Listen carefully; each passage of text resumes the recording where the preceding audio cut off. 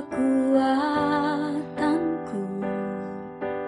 ku dapat jalani hidupku tanpa Tuhan yang di sampingku.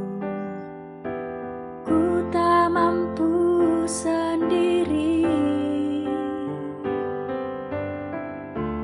Engkaulah kuatku yang menopangku.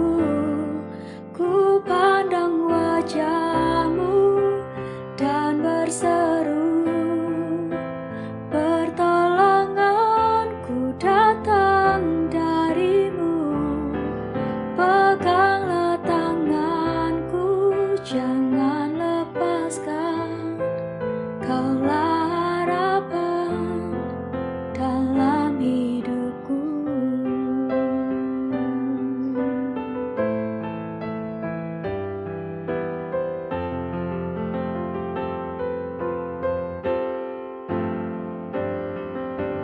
Bukan dengan kekuatanku ku dapat jalani hidupku tanpa Tuhan yang di sampingku.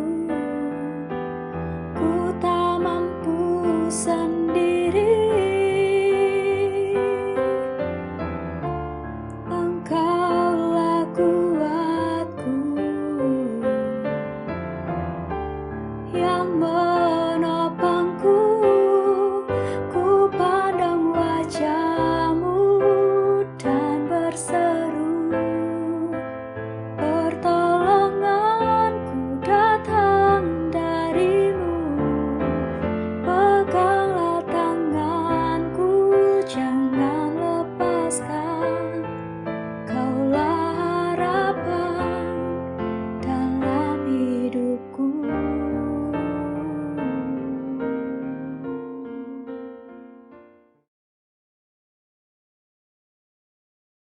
Saudara-saudari terkasih, mari kita mendengar bacaan suci diambil dari Injil Yohanes bab 6 ayat 1 sampai 15. Sesudah itu Yesus berangkat ke seberang sungai Galilea, yaitu Danau Tiberias. Orang banyak berbondong-bondong mengikuti Dia, karena mereka melihat mujizat-mujizat penyembuhan yang diadakannya terhadap orang sakit. Dan Yesus naik ke atas gunung dan duduk di situ dengan murid-muridnya. Dan Paskah hari raya orang Yahudi sudah dekat. Ketika Yesus memandang sekelilingnya dan melihat bahwa orang banyak berbondong-bondong datang kepadanya, berkatalah Ia kepada Filipus, "Di manakah kita akan membeli roti supaya mereka ini dapat makan?" Hal itu dikatakannya untuk mencobai Dia, sebab Ia sendiri tahu apa yang hendak dilakukannya. Jawab Filipus kepadanya, "Roti seharga 200 dinar tidak akan cukup untuk mereka ini, sekalipun masing-masing mendapat sepotong kecil saja." Seorang dari murid-murid Yesus, yaitu Andreas, saudara Simon Petrus, berkata kepadanya, "Di sini ada seorang anak yang mempunyai 5 roti jelai dan 2 ikan. Tetapi apakah arti itu untuk orang sebanyak ini?" Kata Yesus, "Suruhlah orang-orang itu duduk. Adapun di tempat itu banyak rumput, maka duduklah orang-orang itu, kira-kira 5.000 laki-laki banyaknya." Lalu Yesus mengambil roti itu, mengucap syukur, dan membagi-bagikannya kepada mereka yang duduk di situ. Demikian juga dibuatnya dengan ikan-ikan itu sebanyak yang mereka kehendaki. Dan setelah mereka kenyang, ia berkata kepada murid-muridnya, "Kumpulkanlah potongan-potongan yang lebih, supaya tidak ada yang terbuang."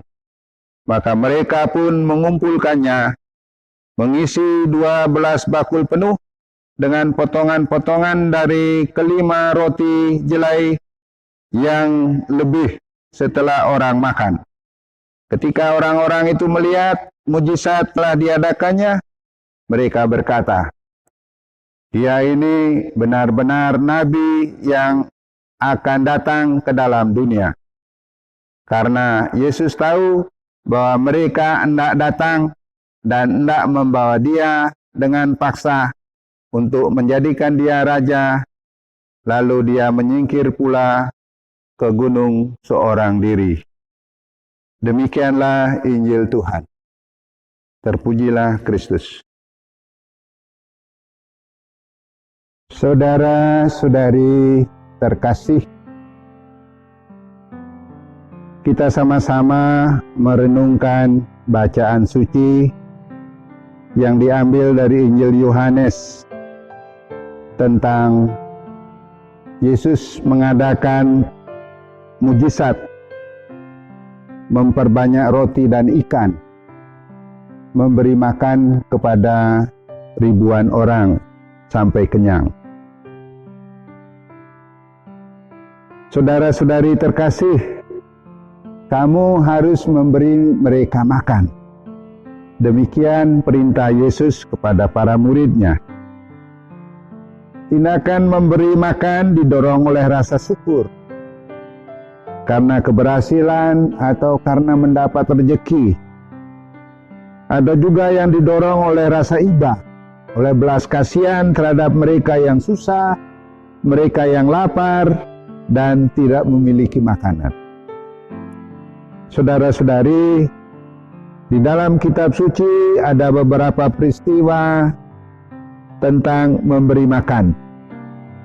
Musa memberi makan kepada bangsa Israel di padang gurun secara ajaib, berupa mana dan burung puyuh sebagai makanan, hingga mereka masuk ke tanah terjanji.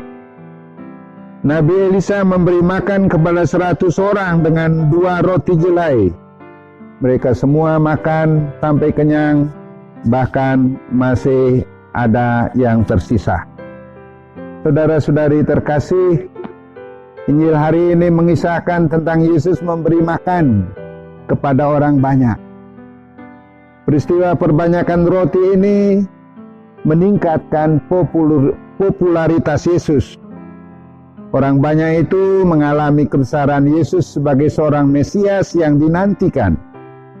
Mereka ingin mengangkat Yesus sebagai seorang raja.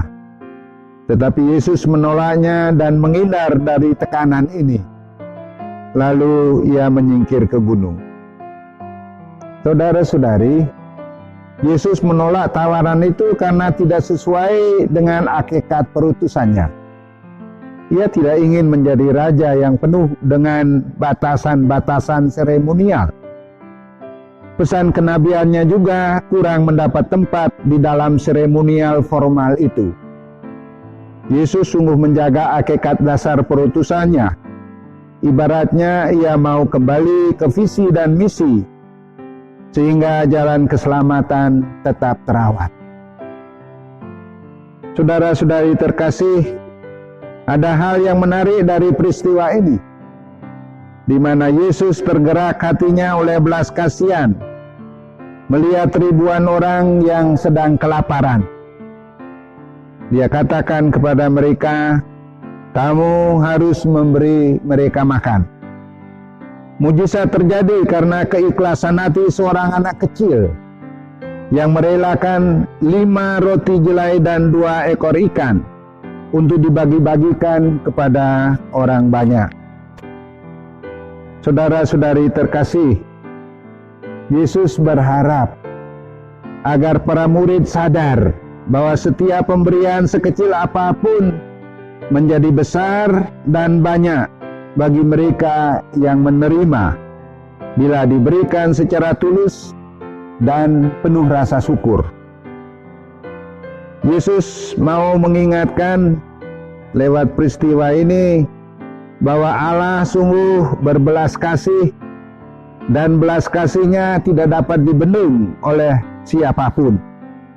Kasih Allah selalu melimpah, selalu tersedia dan tercurah tanpa perhitungan. Sebagaimana para murid, kita pun diminta Yesus agar selalu setia menolong dalam membagi-bagikan kasih Allah kepada sesama di sekitar. Dalam situasi sekarang ini, saudara-saudari, ada banyak orang yang menderita karena penyakit, karena kehilangan pekerjaan dan lain-lain sebagainya. Oleh karena itu, sangatlah mendesak untuk mewujudkan permintaan Yesus itu. Kita terlebih dahulu mengubah hati kita dari hati yang terpusat pada diri kita sendiri kepada hati yang selalu terbuka bagi sesama, yakni hati yang selalu berbelas kasih. Dengan demikian akan terjadi mujizat di mana-mana bila kita membuka hati untuk membagikan kasih Allah kepada sesama kita. Semoga renungan ini bermanfaat bagi kita.